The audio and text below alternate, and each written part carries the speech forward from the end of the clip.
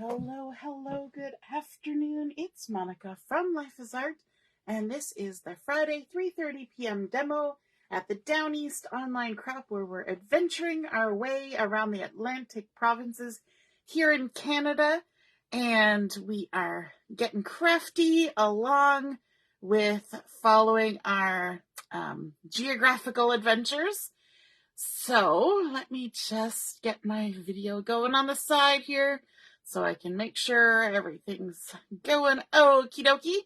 If you're joining me live this afternoon, just say hello or howdy so I know you're here. And if you're watching later on replay, you can say replay. We are going to be looking at some items from the Hello Darlin collection, as well as a few other things. So we are going to be looking specifically at the coordinating cardstock for Hello Darlin. We are also going to be looking at the Hello Darlin scrapbooking stamp set. And we are going to be looking at the one of the patterns from the Mix-In paper collection. We are also going to be, we got a whole list of things here. Now, let me just see if I can find it. I should have marked it in the catalog, but oh my goodness, so many beautiful stamps in here. I always love to flip through. Almost there. Getting there. Oh my goodness, it's right at the back. On this page, there's 4 stamp sets that just have nice sentiments on there, which are perfect for making cards, but also you can add them to your scrapbook layouts. And we're going to be using this one that's called the Hello stamp set. So I thought it was kind of tongue-in-cheek when I called this Hello Darlin, because we're using the Hello stamp set, but also the Hello Darlin cardstock and stamp set. So it's double duty on that hello there. So let's take a look. We are going to start out by doing something a little bit different. We're going to take a piece of white daisy cardstock. And this is 12.5 inches wide, 3.5 inches tall. Hey, good afternoon, Ina. Nice to see you're watching. And somebody is watching on coffee break. Oh, it's Laura. Hello, Laura. I have to kind of scroll up to see the comments because I'm using my laptop because, yay, Facebook won't let me see anything. The crop doesn't exist according to my... According to my mobile devices. It just doesn't exist. The Facebook won't let me see anything. So I've got my laptop going, which means I can only see one comment at a time, pretty much.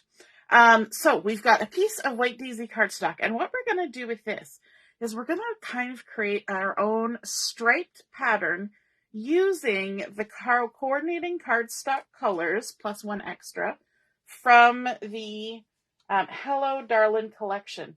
And so I've cut a whole bunch of little strips here, and we're going to need to apply some adhesive on here. I'm going to use liquid glue just for ease. And so I've got my Tombow Mono Aqua dual tip permanent glue pen, or whatever it is that's called. It's a long name. And I have cut my strips of paper so I can take advantage of the two-tone cardstock. So I've got some candy apple here, I've got some scarlet, and I've got some sapphire, just kind of pulling them apart here so I get them in the right order. And you can see from what I'm laying down here on the Versamat that I have, I've kind of used that two-tone cardstock to my advantage. Kind of making sort of an ombre, but I'm using different colors, so I don't know, you want to call it a stripe, you want to call it an ombre, whatever works for you. But I have also cut them at different widths. So the side of the cardstock that's the true color side, the darker side, I've cut at a 1/2 inch strip. And then the lighter side, I've cut at a 1/4 inch strip. And what I want to end up with is about 3 inches of stripe, because I want to actually take the stripe that I've created and using my Circles Thin Cuts, yay, they're back in stock. So exciting, because this is one of those tools that you come back to again and again and again and again. I use it like every week in my craft room almost every day. And so they are back in stock now, which is awesome. But I'm going to be using the 3-inch circle for this. So I want my striped area to be just a little bit bigger than 3 inches. So to make sure that that happens, my very last strip here, the light side of the candy apple red, I have cut it a little bit more than 1/4 of an inch. I think it's 3/8 of an inch, just so that I have a little bit of buffer and I won't end up with any flat edges. Fingers crossed, hoping for the best. Hey, Deborah, nice to see you. Oh, you're watching on the phone in the car. Awesome. Have phone will travel. Hello, Ellie. Nice to see you're watching. Just scrolling down there. Good afternoon. Okay, so we're going to go ahead and we're going to apply our cardstock strips to our White Daisy cardstock. And so what I'm going to do is I'm going to kind of get some glue on here to begin with. And I'm just going to kind of go back and forth and try and get as good of coverage as I can.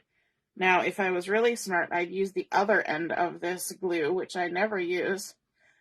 And it's actually a broader brush tip on the other end, which would be fabulous for this. But, you know, some people like to work harder than smarter.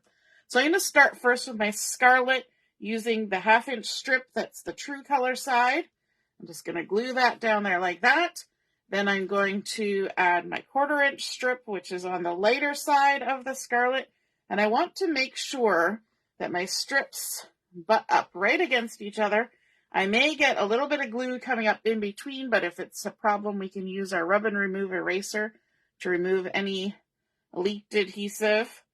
Then I'm coming in with my 1/2-inch strip of Sapphire, and then my 1/4-inch strip of the light side of Sapphire.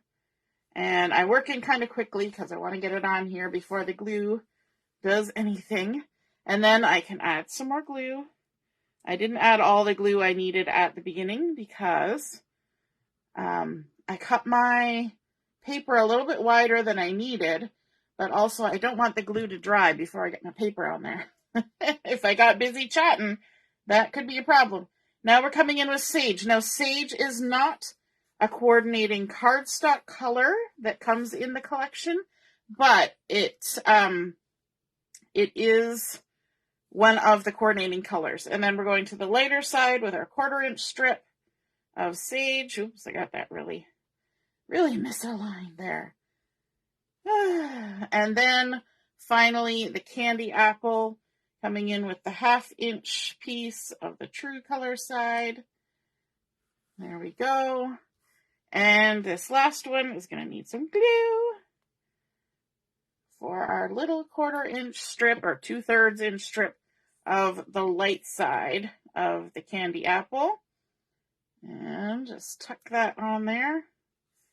It's traveling everywhere on me. That's one good thing about the liquid glue, is you do have a moment to fix anything. Okay, so there we go. And what I'm going to do is I'm going to just set that aside for a minute and let it, where's my lid? I'm looking for my lid. I'm just going to let it dry for just a minute before we go ahead and cut with our circles thin cut. So I'm going to set that aside and I'm going to bring in our card base. And I'm using our standard 4 1/4 by 5 1/2 card base. It's already scored, folding with the bump side of the score line to the inside of the card. Use my scissors to give it a nice crease. The handle of my scissors, not the blade. And we're going to turn it around. We're going to create this card vertically. And Ellie says she's never used the other end. The other end. I'm not sure. Oh, on the glue. Yeah, on the glue, the other end is like a wide brushy tip. So it's good for big areas. So that really would have been the smart thing to use on this card. What I want to do is I'm just bringing in a black gel pen. You could use a journal pen, whatever you want. And I'm going to do a hand-drawn border on my card. And I actually don't need to go around the bottom because I'm going to cover some paper on there. But I'm just going to go around the edges. When you're drawing a border, you want to hold your hand nice and stiff.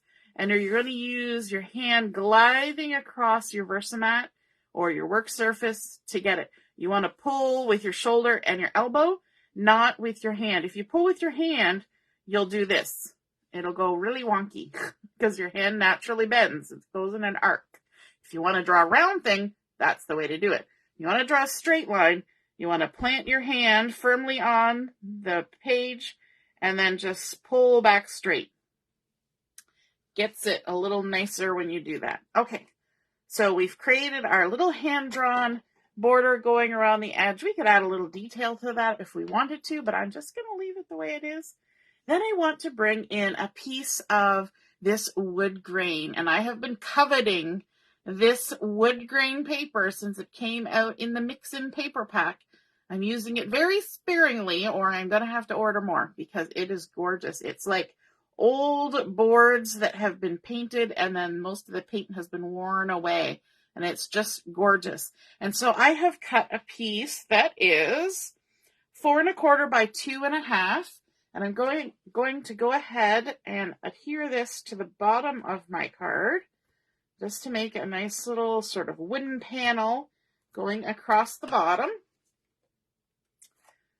And we don't have to do anything to this. It looks fabulous already. There we go. And that's stuck down crooked.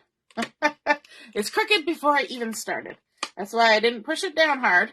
You just kind of start lining it up and then stick it down, because otherwise you won't be able to get it back up if you really push it down right from the beginning. Okay, so we've got that done. Now I want to show you this gorgeous stamp set, the Hello Darlin scrapbooking stamp set. And I kind of went over this when we were doing the layout yesterday, but I didn't show you how it worked. And so I'm going to do a quick demonstration of how this works. Hi, Mom. Nice to see you're watching. And so we've got 3 layers of flowers going on here and a couple layers of leaves, and then there's some sentiments. So let's try stamping out a few of these. Now, it takes a little bit of practice because you have to line things up. So I was practicing the other day and it was going okay, but you take your time. So what I'm going to do first is I'm going to take this largest stamp here that's solid, the solid large stamp. Gonna pick it up with my stamp block. It's already been used, already been seasoned, and I'm going to grab my candy apple ink. And it's nice because we're using inks that coordinate with the paper collection.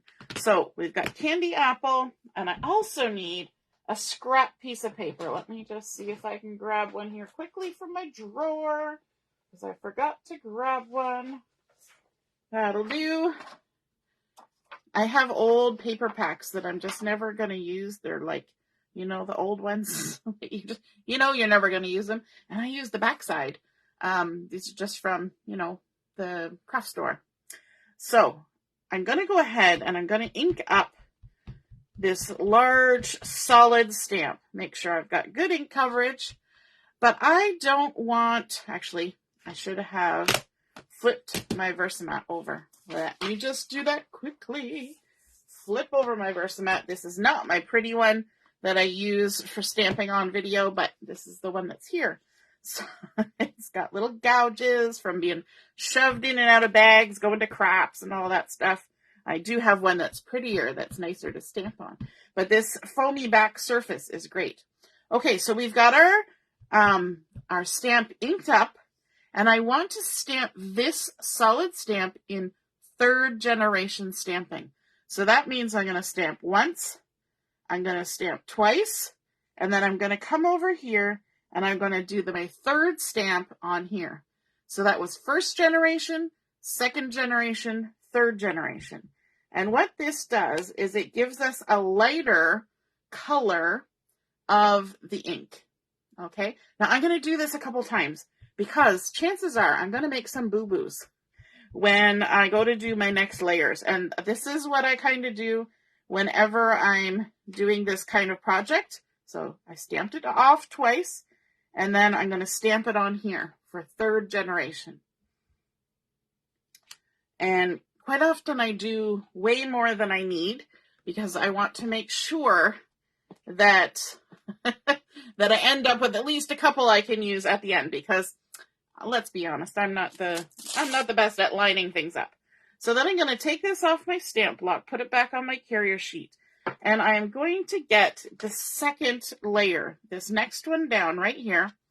And this is why it's good to play with them, because it doesn't really look like anything when you look at the second layer. It's an awkward shape, and it doesn't quite show you what's going on. But this is going to create the shadows on our stamped image. So what you want to do is you want to kind of just play with it. Now, if you were using a stamping platform, you could take a lot of time to line it up, but then you can only do one at a time. And so I just take my chances, and if it gets a little off, that's okay. We'll just call it mixed media. Anytime you do something that looks a little wonky, just call it mixed media. It'll be fine. Everybody like, oh, look, you did mixed media. Yeah, I don't know why that is, but as soon as you call it mixed media, your boo-boos disappear. So we've got this second layer. We're going to ink it up, same as we did the first layer. Get nice coverage. And then we're going to stamp it once there. That's our first generation. Then we're going to come over here and hope that we line it up with our clear block and our clear stamp. And we're stamping second generation. Because we've come one layer up from the back, this is now second generation stamping. And you see, oh, I actually did really well. You see what happens there? We have stamped right on top, but because it's only second generation stamping, we get a different variation in color. So let's do the other one too, because even though that one turned out perfectly, chances are good the next layer I might not. So stamp it once on the scrap paper, and then we can come over here and line it up. I'm working from an angle too. That doesn't help me. If I put my head right over top of it, it would help. But, oh, I did it again. Yes. My practicing yesterday really helped. And then we're going to give it a little wipe off with the stamp chamois. And then when we remove it from our block, always remember to walk your fingers so we're not pulling and tearing out our stamps. And then we're going to take our outline stamp and remove that from the carrier sheet. Just like so.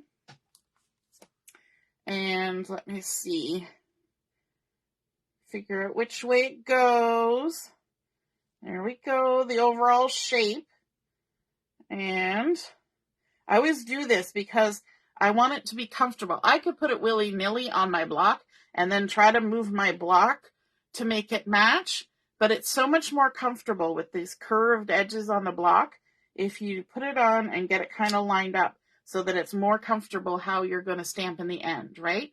You want to be the most comfortable to get the best result. Now this one, I don't need my scrap paper for. I just need to ink it up because this is going to be first generation stamping. So let me see. Make sure I got it inked. And now this is hard because the outline on my stamp is now dark. It's no longer clear. But look at that. I did pretty good. Very good. And some of the lines are supposed to be a little bit out.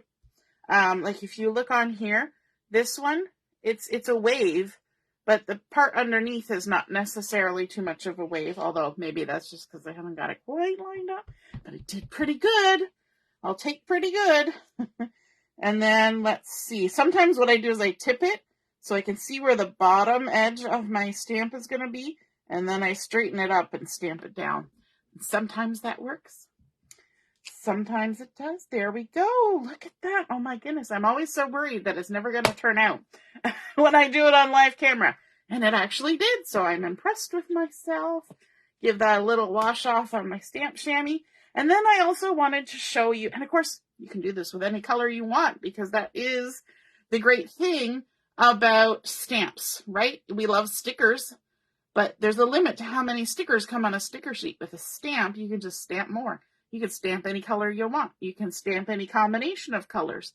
So next I'm going to bring in my sage, which is a coordinating color with the stamps, with the a coordinating color with the Hello Darlin collection. Just going to take this off and I'm going to grab one of the leaves on here, and it's actually a little cluster of leaves, a trio of leaves. And on the layout that we did the other night, these were stamped in blue, and you can still see that they're a little bit tinged blue, because I find usually whatever stamp color or ink color you use the first time on a brand new stamp, it's going to have a tinge of that color forever, no matter how much you clean it. And I did clean it, honest, I did. So I'm going to ink this up with the sage, get some nice coverage on there, and I'm going to stamp, and I'll do this twice. Now I could do first and second generation stamping with this particular image, but I'm just going to stamp it in the sage.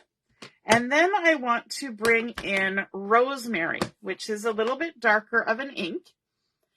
And I'm going to stamp the second layer in Rosemary. Let me give this a little wash.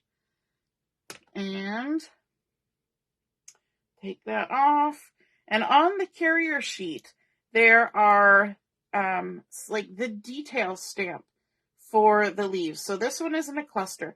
And I'm going to give it just a minute to relax because this is kind of a delicate stamp. And then I'll pick it up, and it's already been seasoned, already been used. And we can go ahead and ink it up in the Rosemary. And what's going to happen is those three little lines are going to hopefully get on my leaf and create the sort of veins and a little bit of character on our leaves. So there we go. Give that a wash and set that aside. I'll put it away later. So let me just lift those up. Now this particular stamp set does come with thin cuts if you prefer. I get mine without the thin cuts because me and my scissors are really good friends and I love to fussy cut. I'm not going to make you sit here and watch me fussy cut because I've already got some of these ready. So let me scooch this out of the way, and we are going to bring back in that paper that we glued all of our strips onto. I can fix my Versamat again and get it back down in the middle here. I've got my circles are trying to come in ahead of time, but there they are. And I'm going to grab my die cut machine. That's the word. I forgot what I was thinking. So my die cut machine, I'm going to pull it back. I'm going to take my 3-inch circle and I'm going to add it on here. I'm going to use some washi tape too, just to make sure it sticks. That washi tape is almost empty. Grab a different one. This is a great use for the washi tape that you're probably not going to use for anything else. You can use it to hold down your thin cuts when you're running them through. So let's line this up. And if I conserve my space on here, I should be able to get 3, potentially 4 circles out of this strip that we created, so I can make multiple cards. Yay! And I'm just going to go ahead and run that through my machine. Get my arm work out. There we go. And lift that off. My plates are getting well worn, so sometimes I have to use my piercing tool to give it a little encouragement to lift back off. But isn't that so cool, that nice little stripy circle we created? Now, of course, if you have striped paper, you could create the same thing just by cutting a circle. But I think it's really fun to see all those sides of the cardstock and create an ombre effect that matches the collection. And the funny thing is, we're making a card that matches the collection without using any of the pattern paper from the collection. We're just using the stamps, we're using the cardstock, and I'm just looking. I set my card over here somewhere. Where did it go? I've lost it. I've lost my card base. What did I do? Where? Oh, there it is. It was in between 2 stamp sets. Okay. So I want to do a little bit of stamping on here, and this is the Hello stamp set that I said that went well with the Hello Darlin. And the stamp that I want to use on the front of my card, I'm going to keep it simple. I'm actually using 2 stamps, and it's just going to say hi there. Just sweet and simple. Hi there. I had thought about doing the just a note to say and stamping it on my circle and then having hello somewhere else. And I might do that because now that I've got all those stripes ready, I can make multiple cards. But for today, I'm just going to do the hi there. So I've got that loaded up, and it is 2 separate stamps. So when you do that, you want to just kind of line them up on your Versamat and then pick them up with your block. You can even practice stamping it on some scrap paper first to make sure that they're in a nice straight line before you stamp it on your project. And I'm going to be stamping on the sage here, and I kind of placed that in that fashion so that I had something that was a little bit lighter that I could stamp on. And I'm going to just kind of go a little bit off center and stamp it right there on the sage. Hi there. Just like that. Move that out of the way. We're just motoring along. And I want to add some foam tape in behind my my color blocks here. I want to pop it up from my card. So I've got my 3D foam tape, and I'm just going to add some onto my circle. We're going to use some foam tape on some of those flowers as well. I like the fact that my nonstick scissors are not going to get stuck and all gummy with the adhesive on my foam tape. I love that feature.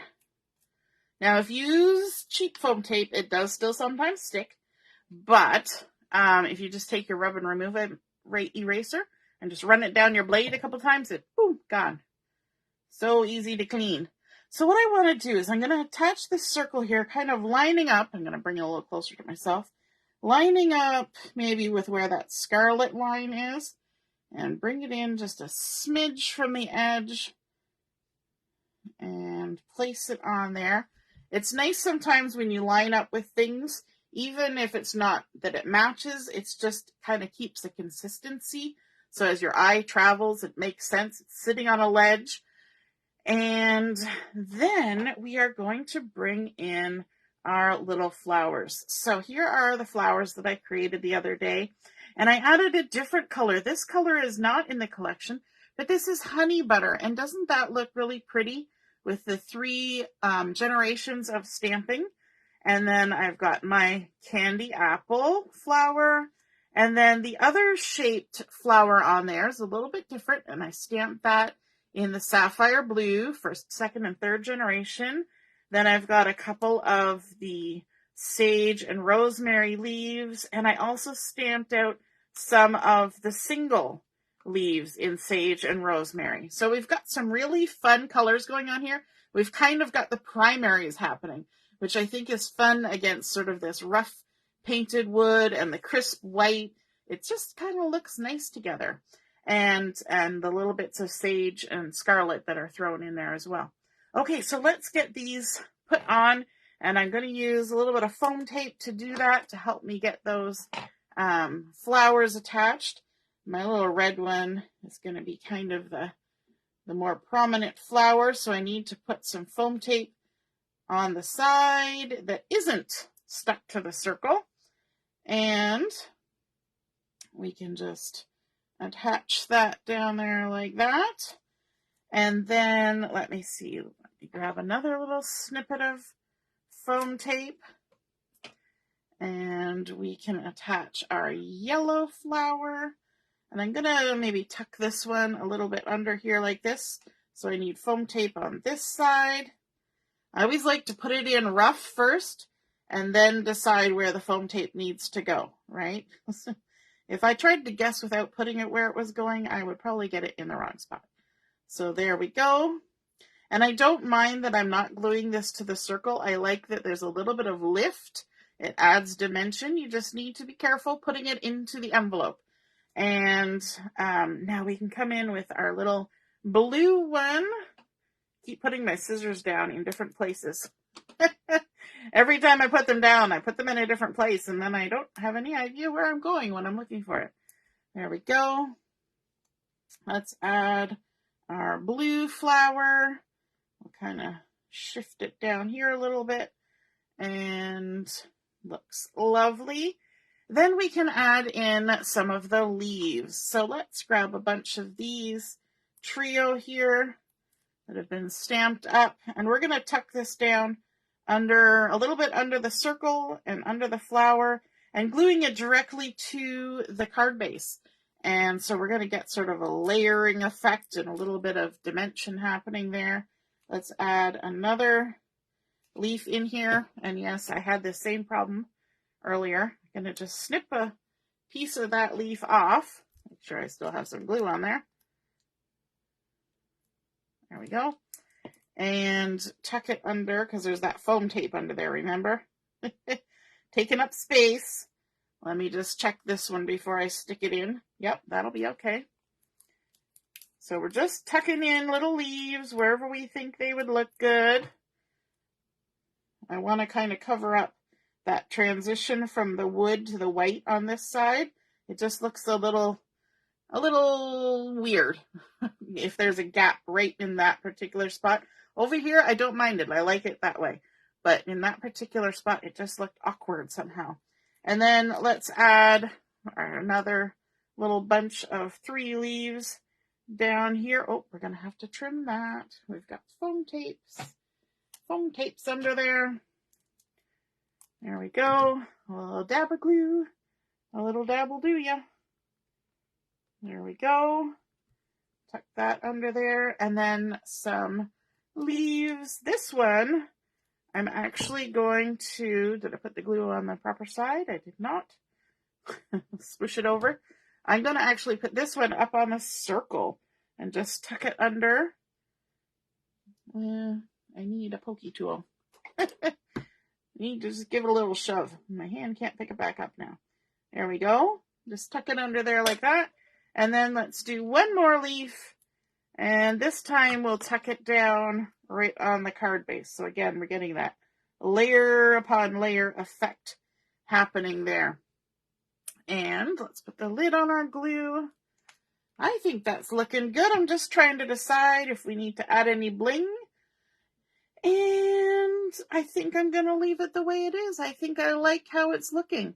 And so we started with our card base. We hand drew on our border. We added a piece of that mix-in wood grain paper.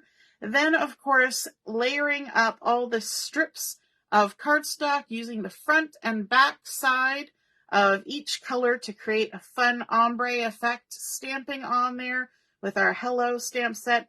And then the fun technique of layering up first, second, and third generation stamping in candy apple, sapphire, and honey butter. And then also our sage and rosemary for our leaves. And then fussy cutting them out because I love my fussy cutting. And there we have a beautiful card just because to send to somebody a little piece of happy mail and sharing some kindness. I hope you guys are inspired to create. And so even if you look at a collection and you say, it's not my cup of tea, maybe there's a stamp set or maybe the mix-in paper kind of gets you excited. I know that wood grain made me go, ooh la la. And then just pull out your cardstocks and have some fun, create something. And you know what? If you put this up against something that's created with that collection, let me just see if I can grab a piece of paper here. You know, we've got something like this. It looks like it totally goes with that collection and there's no pattern paper on there. How awesome is that? All right, have a wonderful afternoon. We will see you again at 7 o'clock for Chat and Craft. And if you are having any difficulty seeing the 3 challenges, challenge 4, 5, and 6, that were posted this morning, or the 2 games that have already been posted, just send me a note in Messenger and I will send those to you so that you'll have them and can create with them. I know Facebook has been a little bit obstinate today, so let me know. All right, toodaloo, bye.